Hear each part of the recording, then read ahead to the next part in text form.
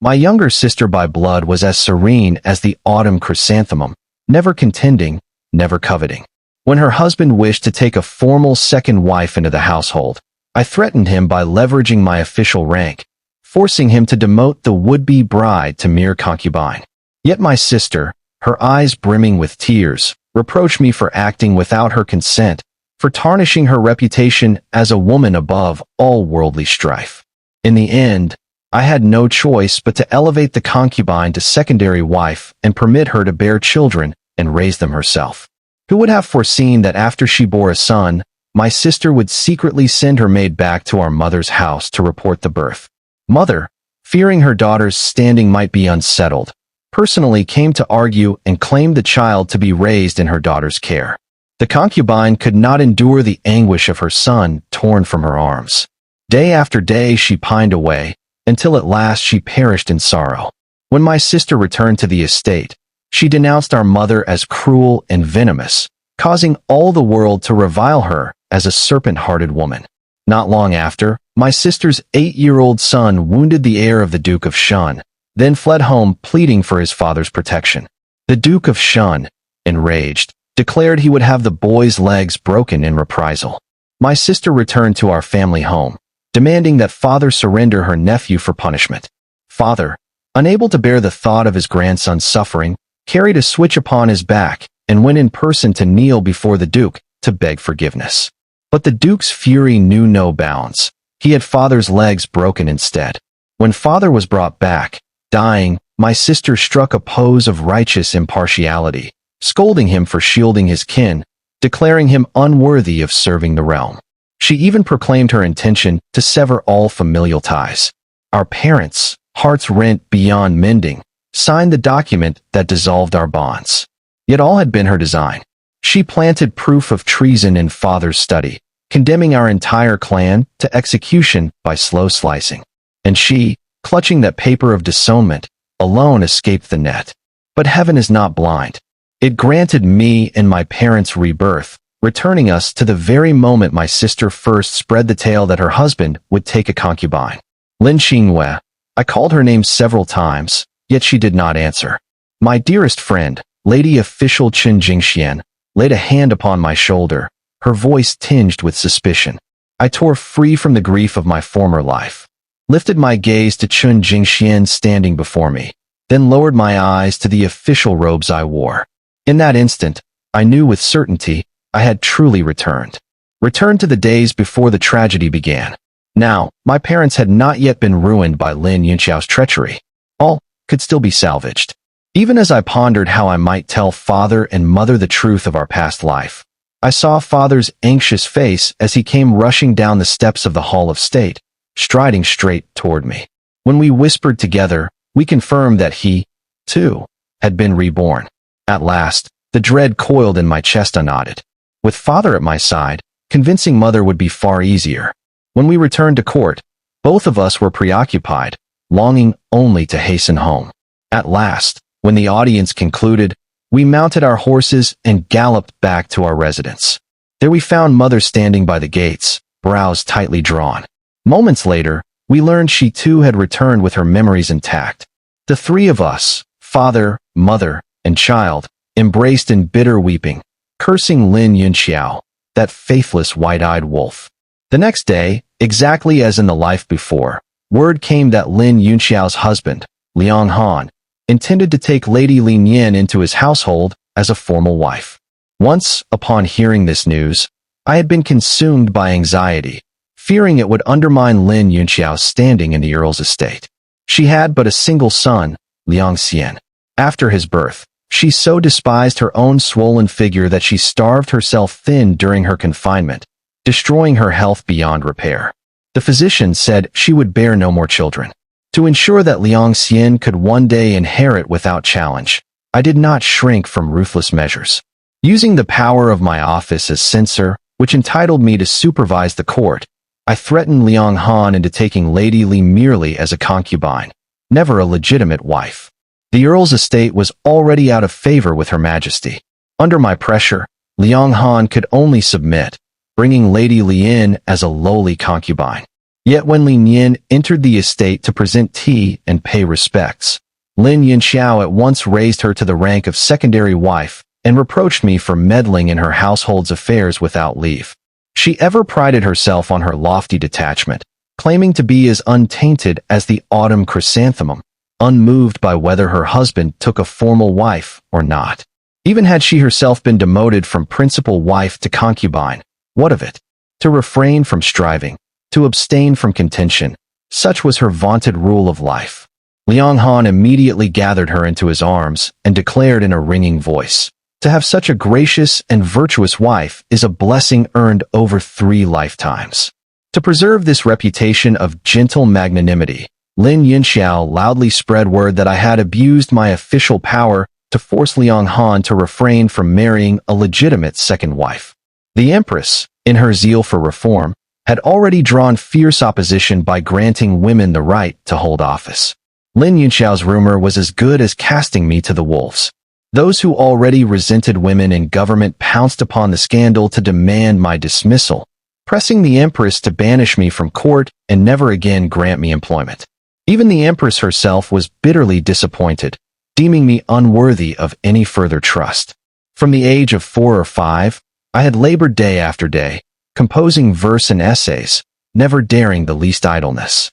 At 14, when the empress issued the decree admitting women to civil service, I did not waste the long years of my training. I passed the examinations and entered the court.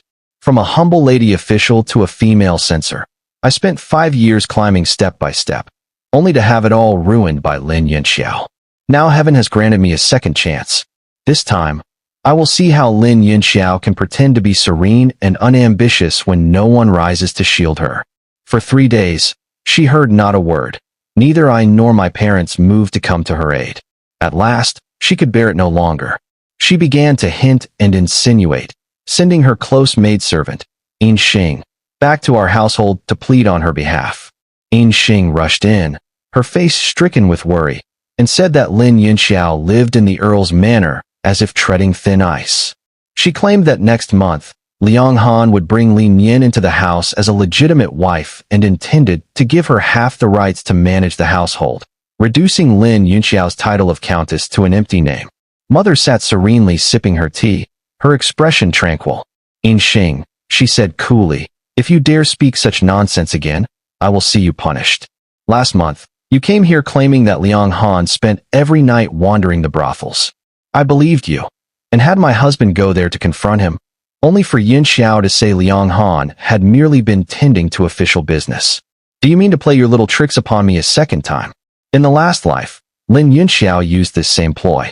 Whenever life in the earl's estate displeased her, she would send a maid back to complain. And whenever we took her part, she would don her delicate airs, lamenting that we meddled in affairs that were not ours. Now she rehearsed the same old tricks again. Mother ordered In Xing turned out at once. When Lin Yinxiao learned that we had refused to heed In Xing's tale, she was so enraged, she crushed her handkerchief in her fist. Next, she sent 3 more maids from the earl's household to weep and wail on her behalf, but mother would not hear them either, sending them all away. To maintain her image of tranquil indifference, Lin Yinxiao herself proposed to Liang Han that they hold the wedding swiftly, to prove how magnanimous she was. Thus the wedding was set for the following month. As the day of Liang Han's marriage to Lin Yin drew closer, and none of our family stepped forward to defend her, Lin Yinxiao grew so anxious she could scarcely eat or sleep, her face becoming visibly haggard. At last, she resolved that mother must be made to witness her wan and pallid state. Surely then mother would once more take charge and sweep all obstacles from her path. On the day Lin Yinxiao came in person, she wore a pale gown and looked frail and drawn, though she held her head high, striving to keep her air of unearthly refinement unstained by the world. It would never do for the complaints to pass her own lips, of course. As expected, it was In Xing who spoke first. Madam, she cried, next month, the young master truly intends to wed a legitimate second wife. He is so taken with that girl. If she enters the household as a formal wife, how will second miss ever be able to live? Lin Yinxiao sat to one side, her face downcast and sorrowful, lips pressed tight as she waited for mother, as always, to slam the table in outrage and take all matters into her own hands. But the scene she so longed for would never come to pass again. Mother sat enthroned at the head of the hall, her face stern, her gaze cold with impatience. "Inxing, how dare you?" she thundered. "Did you already forget what I told you only days ago? Your mistress has yet to say a single word, yet you invent tales about her husband. Have you no sense of propriety?" Then, in a quieter voice, she turned to Lin Yunxiao. "Yunxiao, be at ease. This time, I shall not be so foolish as to heed this maid. This worthless girl has twisted words again and again, leading me to misunderstand your husband and repeatedly wound your marriage. The fault was mine. Henceforth, I will never again interfere in the affairs between you and your husband." Hearing this, Lin Yunxiao's eyes went red at once, tears glimmering but refusing to fall. She lifted her head to look pitifully at Mother, her gaze brimming with grievance and entreaty. But Mother acted as though she had seen nothing, lowering her eyes to her tea. Lin Yunxiao struggled a moment before she managed to speak. "Mother, it is true that Inxing has misrepresented things in the past. But this time Liang Han truly means to take a legitimate wife." She paused, clearly awaiting Mother's reaction. But Mother gave no sign, only furrowing her brow a little before turning her attention back to her cup. Seeing this, Lin Yunxiao grew frantic and blurted out, "Though your daughter does not covet or compete, I must still think of Xianer. If Liang Han should establish a formal second wife, and she bears a son, then there will be 2 heirs of equal rank. How can we be sure the title will still pass to Xianer in the end?" Had Lin Yunxiao not uttered that wretched child's name, Mother might have deigned to offer her a reply out of courtesy. Yet she should have known, it was Liang Xian himself who had caused my father's legs to be broken. Though Mother held some fondness for Liang Xian, in her heart, my father's place outweighed all others 10,000-fold. Weariness flickered across Mother's gaze. Displeasure showed plainly on her face. "If you so feared Liang Xian might one day lose his claim to the title," she said coolly, "why did you agree to let Liang Han wed a formal second wife in the first place? This was your own consent. Mother has no right to interfere, lest later you accuse me of injuring the affection between husband and wife. Go now. I am tired." Lin Yunxiao stared at her, struck dumb with horror. She opened her mouth to protest further, but Mother had already risen, supported by Nurse Fong, and walked straight back into the inner chambers. Lin Yunxiao could not bear to leave empty-handed. She stepped forward to help her up, but Mother turned a cold gaze on her. "There is no need. I can walk myself." The chill in her voice froze Lin Yunxiao where she stood. She dared not advance another step. She could only watch as Mother's figure receded down the hall, her heart seething with grievance and helpless rage she could neither voice nor act upon. Clenching her teeth, she spun on her heel and departed the household. After our rebirth, Father had volunteered to accompany the provincial inspector to supervise the irrigation works. As for me, I remained at court, serving the Empress, seldom returning home. 10 days hence, Lin Yin was to be brought into the estate. Unable to obtain help from me or Father, Lin Yunxiao resorted to sending Liang Xian day after day to plead with Mother, hoping she would relent out of affection for her grandson. Yet each time Mother looked upon Liang Xian, all she could see was my father's blood-soaked, broken body. On the boy's 3rd visit, Mother simply left the residence altogether, traveling to Pudu Temple to pray for blessings upon the 3 of us. When Lin Yunxiao realized that her family truly would not intervene, she could no longer maintain her brittle mask of serene indifference. In secret, she hired a common rogue to sneak into Lin Yan's courtyard, intending to destroy her purity. Lin Yan, whose true name was Shun Yan, was Liang Han's younger cousin. Once, the Shun family had attempted to place a spy in the imperial palace on behalf of the traitor prince. When this treachery was uncovered, the Empress ordered their assets seized, their men beheaded, their women sold as state slaves. The Liang family, by virtue of their blood ties, was demoted from a marquisate to an earldom. Yet Liang Han bore no resentment towards Shen Yan. On the contrary, he cherished her greatly, quietly redeeming her from servitude, adopting her into a minor official's household as the legitimate daughter, and giving her the new name Lin Yan. Now, caring nothing for scandal or consequence, he was determined to take her as his formal second wife. It was easy to imagine how Lin Yunxiao's days of peace would end the moment Lin Yin entered the estate. Thus, I was resolved to see Lin Yin installed in the Earl's household, and to see her so installed with the full dignity of a legitimate wife. I set agents to watch the Earl's residence closely. When I learned of Lin Yunxiao's vile scheme, I immediately sent word to Lin Yin. At first, I had thought convincing Lin Yin to believe such a plot might require some effort. Yet no sooner had she read my letter in her chamber than she accepted it unhesitatingly. She began arranging her people to lie in wait. On that dark, windswept night, the hired scoundrel had scarcely swung his leg over the wall before Lin Yin's men seized him, beat him senseless on the spot, and tossed his body onto the pauper's field. Thereafter, Lin Yin conducted herself as though nothing at all had happened, calmly awaiting her wedding day. To think, such a decisive woman, in my former life, had truly wasted away in grief simply because she could not keep her child by her side. After Lin Yunxiao sent the rogue on his errand, she waited 3 days, expecting to hear the news of Lin Yin's disgrace. None came. Panic rising, she ordered Yin Xing to inquire. Before, she had instructed the rogue that should he succeed, he must spread word at once so that all the capital would know of Lin Yin's downfall. Yet when Yin Xing returned, she reported that 3 nights prior, a corpse had been carried from Lin Yin's quarters and dumped in the pauper's field. And that corpse was none other than their hired brute. With only 5 days remaining before the wedding, Lin Yunxiao could endure no longer. She ran to the palace gates, begging the guards to summon me to meet her. But I had already foreseen that when driven into desperation, she would come crawling to the elder sister who had once sheltered her from all storms. Yet I could not afford to confront her face to face, not yet. So I accepted a commission from the empress and departed the capital. In my absence, and with mother still in retreat at Pudu Temple, Lin Yunxiao at last abandoned her brittle pretense of placid detachment. She soaked herself in a basin of icy water for more than an hour. The following morning, just as she had planned, she fell ill with a severe chill. She believed that so long as she was bedridden, with no one else to oversee the wedding arrangements, the ceremony could be delayed. And when I returned, surely I, her doting elder sister, would take charge as I always had. Lin Yunxiao lay upon her sickbed, lips pale, her body trembling with cold. Yet she still commanded Yin Xing to paint her face delicately, to make her look frail but lovely in her sickness, hoping to stir Liang Han's heart to compassion and keep him at her side. But these months passed. Liang Han had taken to staying away each night under pretext of official duties, when in truth he was lodging with Lin Yin.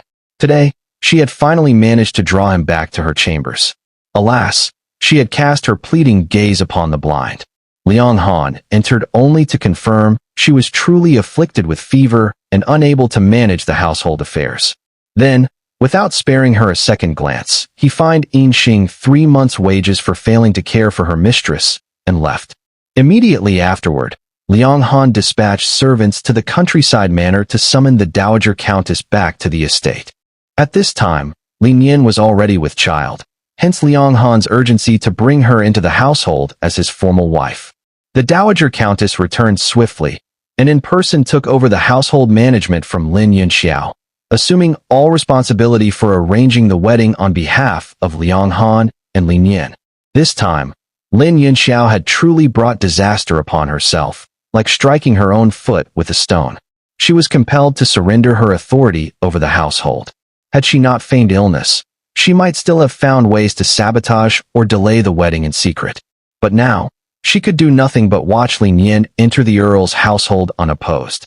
The Dowager Countess smoothly completed the wedding ceremony for Liang Han and Lin Yin, while Lin Yunxiao, citing her lingering illness, refused to attend. In truth, she shut herself away alone in her chamber. So furious, she snapped her own fingernails against her palm. Seizing the opportunity, the Dowager Countess formally transferred the household management to Lin Yin. Outwardly, she claimed it would be returned once Lin Yunxiao recovered. But once something has been yielded, who could say whether it would ever truly be given back? Upon receiving control of the household, Lin Yin immediately set about auditing the accounts. She scrutinized the ledgers with meticulous care and discovered that Lin Yunxiao, once the lady of the house, was little better than a gluttonous spirit in human form. By custom, the Countess was permitted 180 taels of silver each month from the public coffers. Yet Lin Yunxiao's food expenses alone had exceeded this allowance, not to mention her clothing, cosmetics, and jewelry. Altogether, she had been spending over 800 taels a month. And all of it had come not from her dowry, but from the Earl's funds. Consider this. Even the Empress herself spent only about 1,000 taels a month. One could well imagine the scale of Lin Yunxiao's extravagance. Once she had confirmed the truth, Lin Yin ordered the finance office to issue only the prescribed allowance to Lin Yunxiao, no more. When it came time for the monthly stipend, Yin Xing went to collect the payment and received precisely 180 taels. Fiercely loyal to Lin Yunxiao, she flew into a rage upon discovering Lin Yin, barely a fortnight in the household, had dared cut her mistress's expenses. She cursed and raved so loudly that the matter ended up before Liang Han himself. Yet when Lin Yunxiao heard that Yin Xing had spoken out on her behalf, she did not defend her. Instead, she affected a prim, virtuous air and scolded her. If they refuse to release the funds, then you must simply not take them. Why would you shame yourself by causing such a vulgar commotion? Yin Xing, born into bondage in the Earl's estate and raised at Lin Yunxiao's side, had been thoroughly indoctrinated by her mistress. Now rebuked by the very woman she served, she lowered her head in mortification and dared not say a word. For some time, Liang Han had grown cold toward Lin Yunxiao. But seeing her appear so genteel and forbearing, his heart softened somewhat. Yet the moment he reviewed the ledgers Lin Yin had prepared, his expression darkened to fury. Pointing at Lin Yunxiao, he roared, "And this is how you manage the household? 800 taels a month. Do you imagine yourself a princess? This so-called purity and detachment of yours, it is all pretense." With that, he snatched up the ledger and flung it into her face. Lin Yin spoke up then, her voice cool and measured but her words cutting as a blade. "Elder sister, if you had spent the Earl's funds on almsgiving and charity, only to keep all the praise for yourself, well, that is hardly a noble thing, is it?" Lin Yunxiao had long used her monthly alms to build a reputation as a living bodhisattva. That even this had been dragged into the light, it truly left her no escape. Hearing this, Liang Han's face grew darker still. Yin Xing, still reeling from her mistress's scolding, remained silent. No one stepped forward to defend Lin Yunxiao. She seemed as fragile as a willow in a storm, trembling pitifully. Her eyes brimmed with tears she stubbornly refused to shed. She bit her lip hard, making no plea for herself. Liang Han frowned deeply. Remembering her former gentleness, and their son Liang Xian studying in the academy, his voice softened. "Enough. In deference to your recent illness, I will overlook this. But in future, do not squander the household's wealth again." Lin Yin flicked him a sidelong glance, cursing silently in her heart. "Useless wretch. I spent countless nights unearthing every flaw, and you dismiss it all with a few indulgent words. May your whole family rot." Choking on her fury, she had the monthly allowance cut further, to a mere 50 taels. Lin Yunxiao was driven nearly mad with resentment. Yet bound by her mask of tranquil forbearance, she could not utter a single protest. After being rebuked for sullying her mistress's refined image, Yin Xing never forgot her humiliation. No matter how Lin Yunxiao hinted, she dared not again approach Liang Han over the matter of money. For the sake of her saintly reputation, Lin Yunxiao had not touched meat or fish in years, claiming to live on plain vegetarian fare. But the vegetarian meals she consumed, though meatless in appearance, were made from the rarest, most expensive ingredients. That hodgepodge stew she favored, for example, looked to be only vegetables simmered soft together, but the broth itself was brewed from dozens of live fish and costly herbs. Now that her funds were cut, she could no longer afford such delicacies. Less than a fortnight passed before she could no longer endure it. She penned a letter to her son, Liang Xian, still studying at the Academy of Enlightened Virtue. Every sentence dripped with maternal concern for his studies, while inadvertently revealing how wretched her life had become since Lin Yin entered the household. Liang Xian feigned illness at once, securing 3 days' leave from his tutor. Returning to the estate, he burst into Lin Yin's quarters like a runaway calf, pointed straight at her nose, and unleashed a torrent of abuse. When words failed to satisfy him, he began smashing everything in sight. Lin Yin hastily sent for Liang Han. The moment he entered, he found her clutching her belly and weeping like a pear blossom in the rain, so frail it wrung the heart. Upon learning that Liang Xian had dared insult her, he ordered the boy bound and beaten without delay. But that Liang Xian, he had always been a cursed little brute, arrogant and defiant of all restraint. Now that he knew there was a child growing in Lin Yin's womb, a rival for the title he believed should be his, he resolved to abandon his studies altogether, remaining in the household to wage open war. With her son acting on her behalf, Lin Yinxiao could now retreat into the shadows again, maintaining her immaculate facade of serenity. Mother and child tangled with Lin Yin for half a year. But in the end, it was Lin Yin who proved the more cunning. She safely delivered a plump, fair-skinned baby boy. When Liang Han returned to the estate to hear that she had borne him a healthy son, he was so overjoyed he could scarcely keep from laughing aloud. When father and I finally returned to the capital, mother had already prepared all our favorite dishes, and the three of us gathered on the table, enjoying a rare moment of peace and reunion after so many months apart. But that peace did not last, for it was shattered the moment Lin Yunxiao appeared at our door.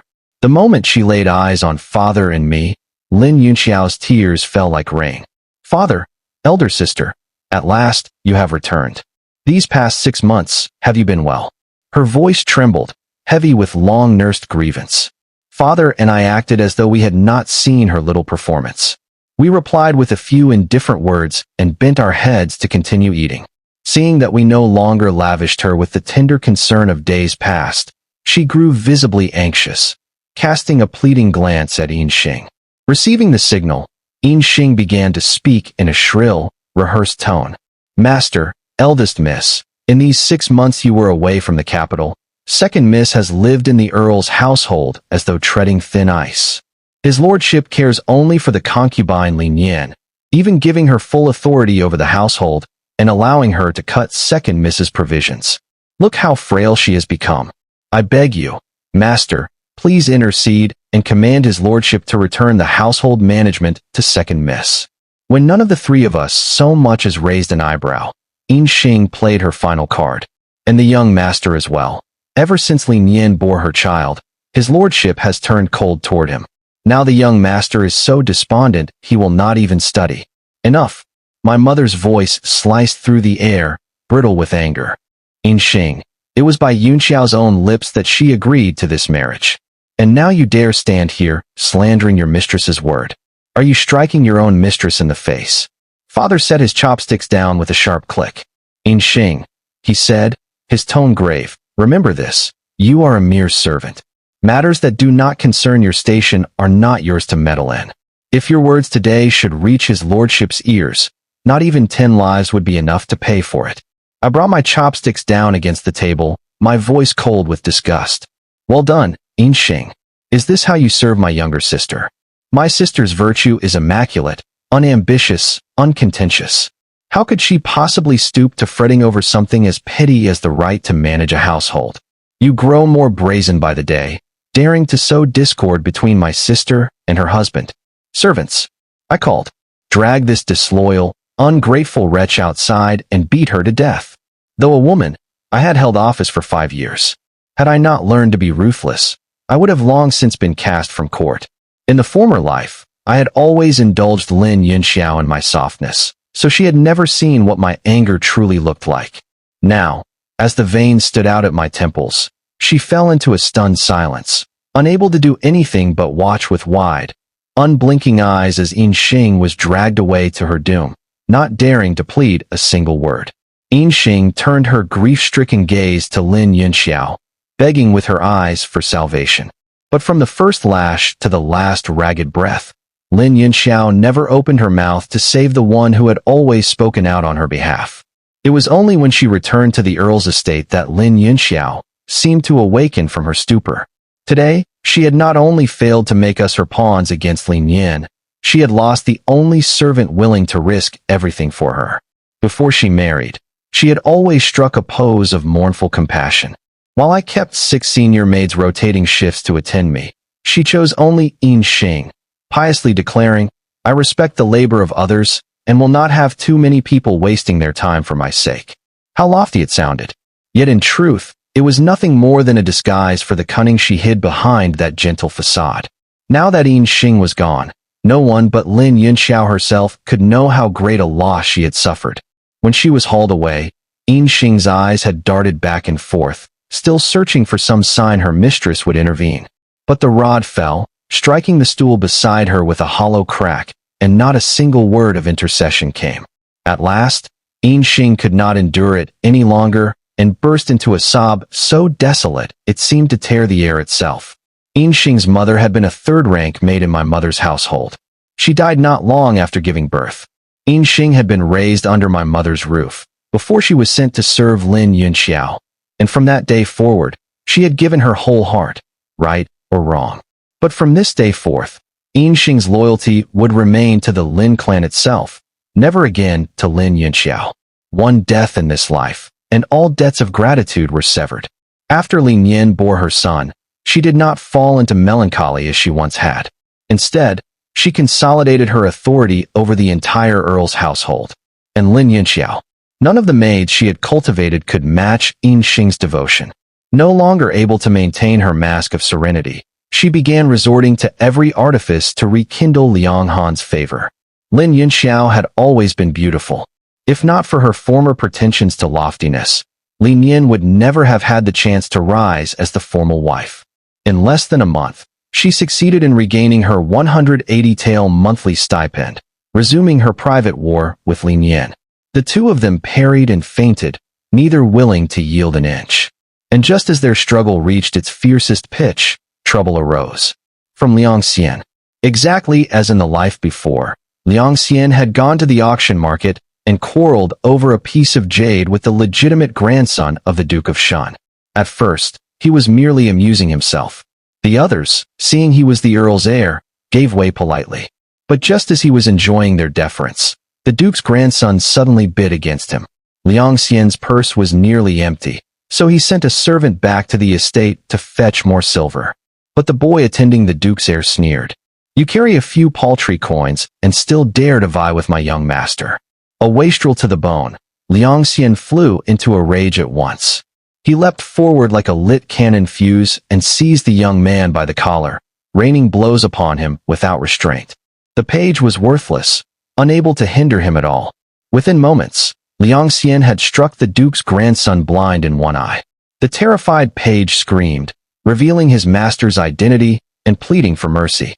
It was only then Liang Xian realized he had brought calamity down upon himself. He fled straight back to the estate, searching out Lin Yunxiao. Her eyes flickered as she weighed her options, until at last she found a plan. She would send Liang Xian to beg my father for protection. Within the main hall of the Lin residence, the air was drawn tight as a bowstring. One drop of water might have shattered it. Liang Xian knelt upon the floor, his forehead pressed low, his voice choked with tears. "Grandfather, please save me. I only quarreled with the Duke of Shan's grandson, and now he wants to break my legs. It's too unjust, too cruel." Not once did he mention he had beaten the boy blind in one eye. Instead, he clung to the pitiful pose of a wronged child, hoping to stir compassion. In the former life, my father, trusting Liang Xian too easily, had not questioned his story. With Lin Yunxiao pressing him to take responsibility, father had hurried to the Duke's manor alone, carrying a mulberry switch upon his back, and knelt before the gates to plead for mercy. Seeing only father there, and no sign of the true culprit, the Duke had flown into such a fury that he shattered my father's leg with his cane. Only as he lay dying had father learned Liang Xian had struck out the heir's eye. When he was borne back home on the brink of death, Lin Yunxiao had still had the gall to reproach him. "You shielded and indulged him. You are unworthy of your rank." Even knowing father had been maimed for his sake, Liang Xian had never come to see him. He had simply hidden himself in the Earl's estate, too cowardly to show his face. The two of them, mother and son, were thankless creatures without a shred of conscience. Now, in this life, Liang Xian once again knelt in the same place, begging my father to save him. Father sat in his chair, face serene, and spoke calmly. "Xianer, be at ease. I will go to the palace and present a formal petition. For the Duke of Shan to demand a child's legs be broken over a quarrel, such arrogance must be answered." Liang Xian, 8 years old, stared up at him in disbelief. His mother had told him grandfather would always take his side without question. Now he could think of nothing to say. Father rose, preparing to depart. It grows late. I must be on my way to the palace. Panicked, Liang Xian lunged forward, clutching the hem of father's robe. Grandfather, no. The Duke of Shun is too powerful. If this reaches Her Majesty's ears, she will surely take his side.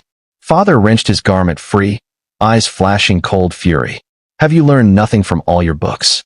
Her Majesty is just and impartial. She will not favor the Duke merely for his influence. And if this matter does come to light, your Earl's estate alone could never pay the price in blood. Liang Xian's face went pale with terror, sweat pouring down his neck. He gaped, wordless, as Lin Yunxiao burst into the hall. I had thought that after so many humiliations in our house, she would have abandoned her pious pretenses. But no, her expression was the same righteous mask as ever, and she spoke with that same solemn voice as in the past life. Father, we must not defend Xiener. He has done wrong.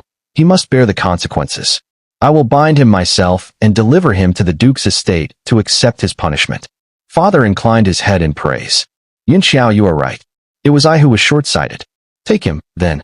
Without waiting for any further protest, he ordered both mother and son cast from the Lin residence. The two of them stood staring up at the great scarlet gates, their faces blank with disbelief. In their hearts, they were screaming, Father, Grandfather, why are you not following the script? With no one left to bear their burdens, mother and son had no choice but to flee back to the Earl's estate and beg Liang Han for aid. Liang Han returned home and heard what had happened. Without a word, he had Liang Xian bound and delivered straight to the Duke of Shan. He even spoke coldly. However you wish to deal with him, so be it. The Earl's estate will not interfere. Lin Yin had only just borne him a healthy son. Liang Xian was no longer the sole heir. Measured against that advantage, discarding Liang Xian was merely a matter of time. Bound like a trussed hog, Liang Xian was dragged to the Duke's estate. They showed no courtesy, beating him nearly to death before flinging him onto the icy stones. The next morning, he was returned to the Earl's household, no longer even recognizable as human. One eye was a pulpy ruin, forever blind. I remembered, in the last life, the Duke's grandson had only lost his sight temporarily. With the imperial physician's care, he had recovered swiftly. But this time, Liang Xian was done. He would never again have a claim to the title. Lin Yunxiao stared at her son's ruined face, her expression twisted with venomous hatred. Inside, she cursed us all. Why did father not stand forth to take the blame for my son? My parents and I hurried with physicians to treat Liang Xian's wounds. The moment Lin Yunxiao saw us, she threw herself to her knees before me, wailing in desperation. Please, please, elder sister, go to the palace and accuse the Duke of Shan. You must avenge my child. I let out a soft, cold laugh. Tell me, when father was preparing to petition the throne for justice, who was it that so righteously forbade him? Who insisted Xiener must face his punishment? And now you weep, when this is the end you chose. Mother could bear it no longer. Her face hardened, her voice ringing with reproach. If you had not agreed to let Liang Han wed a formal wife, I would have risked everything to help you. But no, you wished to appear magnanimous, to grant Lin Yin that rank and let her bear a legitimate son. Had you refused, Liang Han would have remembered that Xiener was his sole heir and shielded him. You brought this upon him yourself. Father's face darkened, his eyes alight with bitter rage and disappointment. To stand by while your child is dragged away to be punished. Even a beast would not devour its own cubs. You are too cruel. I, Lin Hai, have no daughter like you. And with that, father took up his brush and wrote out 2 letters of severance. One he thrust into Lin Yunxiao's hands. The other he had pasted upon the gates of the city's busiest market. That very day, the elders of the Lin clan formally struck Lin Yunxiao's name from the family register. She collapsed to her knees, tears falling like a snapped string of pearls. How has it come to this? It cannot be. Father, mother, elder sister, were you not always the ones who, with but a single gesture from me, would sweep every obstacle aside? Raising her head, she fixed her gaze on the 3 of us as we turned away, her eyes sharp as daggers, burning with hate.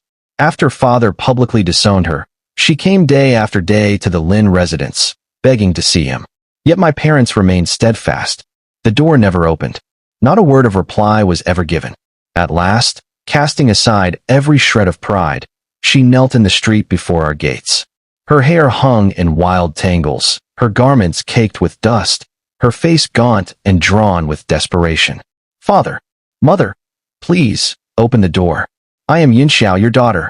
Her sobs and pleas echoed down the empty avenue, but no voice answered. 2 hours passed. The sun sank low, and the street emptied. At last, she could no longer endure. She collapsed senseless upon the stones. In the end, my parents' hearts could not be entirely hardened. With grave, weary faces, they ordered a maid to carry her inside. She was lodged in a side chamber, not turned away, but not visited, either. That night, as the Lin estate lay silent in sleep, Lin Yunxiao slowly rose from her bed. She wrapped herself in an outer cloak and slipped noiselessly into the darkness. Her steps did not waver. She knew exactly where she was bound. Father's study. Soft-footed as a cat, she crept to the study door and eased it open, gliding to the great shelf of ledgers and scrolls. From her bodice, she withdrew a small, exquisitely embroidered bundle. Within were letters implicating Liang Han in conspiracy with the traitor prince. Though all in copied hand, the contents were explicit, proof of treason beyond denial. So long as these letters were discovered in the Lin household, our entire clan could be condemned to extermination. Returning to her chamber, she lay upon the bed once more. In her eyes gleamed a cold, unholy light. Her lips curved into a slight, triumphant smile. When it was done, Liang Han had promised she would be permitted to claim Lin Yin's son as her own heir. In the end, that child would inherit the earldom, or even a marquisate. And Lin Yin herself. Liang Han had vowed to discard her, to consign her to some lonely villa as a cast-off concubine. A woman once cherished as the first wife, reduced to a discarded shadow. The following morning in the imperial court, Lin Yunxiao appeared in full formal dress, kneeling upon the stone steps before the hall of audience. Her voice rang out clear and unwavering. "Your Majesty, this humble subject of the Liang household presents an urgent petition. I accuse the Minister of Public Works, Lin Hai, of treason and collusion with the traitor prince." The hall erupted in an uproar. 100 murmurs rose like a rising wind, astonishment, doubt, the thrill of sudden scandal. Seated upon her golden throne, the empress regarded Lin Yunxiao with a face carved of ice. She lifted one hand, and eunuch Fu stepped forward to escort Lin Yunxiao inside. She advanced slowly, performed her obeisance, and raised her eyes to the throne. The empress's sleeve drifted down in a cold gesture of disdain. For a daughter to accuse her father, this is the basest betrayal. "Lin Yunxiao, do you comprehend what you are doing?" Lin Yunxiao's gaze did not waver. "Your Majesty, long ago I severed all ties to Minister Lin. Today I stand not as his daughter, but as a daughter-in-law of the Liang household, to denounce his treason." My father, Lin Hai, clenched his fists so tightly the knuckles whitened, his voice shaking with fury. "You dare spout such lies? Would you truly destroy your own house?" She lowered her head, her lips curving in a thin, bitter smile. "Your Majesty, I swear I do not slander. Though born to the Lin clan, I have always known, there can be no family without a nation. The traitor prince caused untold slaughter among the people. If Minister Lin was his ally, he must answer for it." She paused, letting the court drink in her righteous pose. Then she spoke again. "I once overheard Minister Lin and Lin Qingwei conspiring to conceal how they helped the traitor prince place spies within the palace to assassinate the late emperor. I heard them speak of secret letters, how they must be hidden beyond discovery. If your Majesty doubts me, summon the imperial guard to search the Lin estate." Her words flowed like honey, her face alight with the radiance of virtue, as though the Lin family were truly guilty of crimes beyond measure. Among the assembly, Liang Han stood half-concealed in the crowd, unable to hide the glint of triumph in his eyes. "Your Majesty, I have something to say." My voice cut through the whispers like a blade. The empress inclined her head slightly. "Speak." Calmly, I stepped forward. "Every word Lin Yunxiao has spoken is false. The true conspirator is another. I beg your Majesty's leave to summon my witness." "Granted," the empress replied, her tone touched with curiosity. Eunuch Fu stepped to the doors and called. Lin Yin entered the hall. At the sight of her, Liang Han's face drained of all color. His voice cracked in panic. Niani, why are you here? Go back. Leave at once. But Lin Yin did not spare him a glance. She knelt before the throne and lifted her voice, ringing and clear. Your Majesty, may you reign in health 1,000 years. This humble woman is Shun Yin, daughter of Shun Zikong. Today, I come to clear my family's name. It was the Earl of Yonggu's household that planted spies in the palace. The Shun family was always innocent. At Lin Yin's words, Liang Han's face turned a ghastly shade. Your Majesty, she is not Shun Yin. She is merely my concubine, Lin Yin. She has gone mad. Nothing she says can be trusted.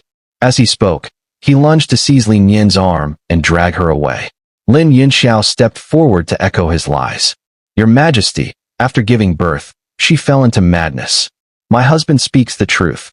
But Lin Yin flung out her sleeve and struck each of them across the face with a resounding crack. Lin Yinxiao, to preserve your seat as the countess, you would dare to slander the minister Lin. You are not worthy to call yourself a daughter. Her gaze turned upon Liang Han, cold as a winter gale. And you and your father were bold enough to conspire in treason, yet too craven to confess it. They would have seized her again, but my father and I stepped forward as one. Each of us caught one of them by the arm and struck them across the mouth, sharp, ringing blows that left them dizzy and reeling. With no one left to silence her, Lin Yin pointed straight at Liang Han.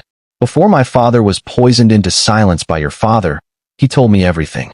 The old earl tried to draw him into the plot with the traitor prince, but my father swore he would never join them. When the traitor prince was destroyed, you feared discovery, feared that my father would expose your collusion. So you moved first, planting those letters in our home to frame my family for treason. 86 lives in the Shun household, slaughtered by your hand. And now you would play the same trick again, to ruin the Lin family. You are lower than beasts. Her voice rang through the hall, fierce and unbroken. Your Majesty, every word I have spoken is truth. If even half a syllable is false, may I die and be reborn as a beast of burden. With that, she withdrew a packet from her robes, the very letters Lin Yinxiao had hidden in my father's study, and handed them to Eunuch Fu. Your Majesty, these are the letters I recovered from Liang Han's study. See for yourself. The Empress unfolded the pages, her brows knitting into a deep, cold line. Her eyes gleamed like drawn steel. She let the letters fall to the floor. A fine earl's household, indeed. To think you could play me for a fool all these years. Her voice was as chill as midwinter. Seize Liang Han and Lin Yinxiao at once. Imprison them in the great prison and reopen the investigation into the Shun affair. Liang Han and Lin Yinxiao lurched forward to snatch up the letters, their hands shaking. No, it can't be. Lin Yinxiao gasped, white to the lips. The letters were hidden in the Lin residence. How? How are they here? Liang Han's face twisted in desperation as he cried out his innocence. But the guards dragged them away, their protests echoing down the hall. Silence fell at last. In the days that followed, I discovered that Lin Yin, too, had been searching for the truth of her father's ruin. Without hesitation, we joined forces. That night, when Lin Yinxiao crept into my father's study to plant her forgeries, I followed in her wake, retrieved the letters, and delivered them to Lin Yin. Then I accepted the blood-written confession her father had left behind and carried it by moonlight to the palace. In my long contemplation since rebirth, I had pondered many times. Why, in the former life, did Liang Han choose to frame our Lin family? After all, the Lin and Liang households were bound by marriage, our fates entwined. What could drive him to such a betrayal? In time, I discovered the answer from one close to the Empress herself. Years before, the assassins sent by the traitor prince had wounded the late emperor so grievously that he died before his time. The Empress had never forgotten. She had sworn to root out every soul who had aided the usurper. Though she had outwardly declared an end to the pursuit after executing the Shin family, she had never truly abandoned the hunt. Quietly, she watched and waited, intent on tearing up every last remnant of the traitor prince's faction by the roots. Once I understood this, Liang Han's motives were clear as daylight. He feared that, sooner or later, the Empress's gaze would settle upon his house. And so he moved first, throwing the Lin family onto the pyre to buy time for himself. When the blood letter was presented to the throne, I at last spoke openly to the empress, laying bare every truth. And that is why, today in this court, I could stand without fear. Once Liang Han and Lin Yinxiao were clapped in irons, the empress ordered the earl's estate sealed tight. None who had served the household escaped her net. For 10 days, the inspector assigned to the case turned the earl's estate upside down. At last, in a hidden chamber deep beneath the ground, they discovered Liang Han's private hoard. Chests of gold and jewels, ancient scrolls, priceless relics. But most damning of all were treasures stolen from the traitor prince's palace. With evidence as clear as daylight, Liang Han could deny nothing. At last, the Shun family's innocence was vindicated. The empress herself proclaimed their name restored. As recompense for all Li Nian had suffered, she decreed that her son would bear the Shun name, and bestowed upon them once more the title of Count of Yonggu. In the dank, lightless prison, the stench of mildew clung so thick it turned the stomach. The damp stone walls were carpeted in green moss, and from some unseen corner, rats squeaked and scrabbled. Here were kept Liang Han and Lin Yinxiao. Their wrists were shackled in iron, their garments long since reduced to tatters by the lash. Yet their treatment was not entirely cruel. Each had a separate cell, spacious, airy. When they saw me approach, both crawled to the bars, prostrating themselves. Liang Han had been forced to swallow poison wine that left him mute. Now all he could manage were soft, wheezing moans, a most pleasant sound to my ears. I paced slowly to stand before Lin Yinxiao, gazing down from above. "TTT elder sister," she stammered, tears trembling on her lashes, voice cracked with terror. "Please, have mercy. I know I was wrong. It was Liang Han, he forced me. It had nothing to do with me." I let out a soft, scornful laugh. "Were you not always so proud of your spotless virtue, your untouchable purity? Is death not a trifling matter for one so exalted?" She began to sob in great, shaking breaths. "I was wrong. I should never have pretended to be noble. Never have kept up that wretched mask, wounding you and our parents. Please, for the sake of our blood, spare my life." "Spare you?" I studied her tear-streaked face, my voice colder than the stones. "You are not worthy." I leaned a little closer, my tone unhurried. "I came here only to deliver you this message. The Empress has decreed that in 3 days' time, you, Liang Han, and Liang Xian will be executed by slow slicing." At that, both began to shake as though gripped by a fever, their mouths spilling broken pleas. I turned to Liang Han, letting my words drip like poison. "And Liang Han, Her Majesty has ordered that the child born by Xin Yin will take the Shun name and inherit the title, to soothe the spirits of the innocent slaughtered by your hand." Liang Han let out a strangled howl, flinging himself at the bars. He shoved his head between them, lunging as though to tear me apart. I bent low, meeting his eyes without flinching. "Already you cannot bear it." I lowered my voice to a whisper, close to his ear. "That child was never yours. Of course, he bears no trace of your blood.